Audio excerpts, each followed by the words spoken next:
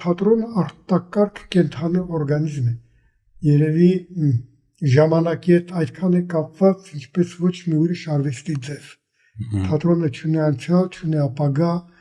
ունի միայն ներկա։ Այսօր դու հետաքրքիր եղա, այսօր հանդիսատես արձագանքեց քո արվեստին, հաջողվեց։ Եթե ոչ, վաղը դա հնարավոր չի։ Դու չես կարող այսօր բեմադրել վաղվա համար, քո հանդիսատեսը այսօր է, որտեղ հանդիսատեսը նաև թատրոնում ներկայացում ստեղծող կարևորագույն օղակներից մեկն է։ Իրականում այդ ամբողջ ստեղծագործական խումբը, դրամատուրգը, ռեժիսորը,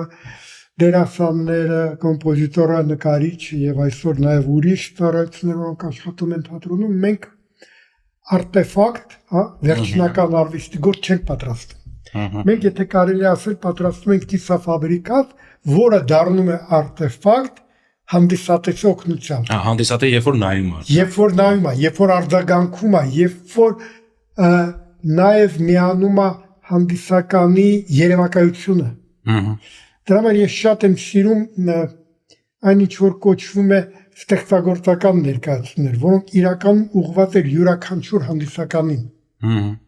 Եվ կարող են իրար կողք նստած հանդիսականները շատ տարբեր ընկալում ունենալ, եւ դա խոսում է ոչ թե ներկայացման թերի լինելու մասին, այլ հակառակ ներկայացման գերազանց լինելու մասին։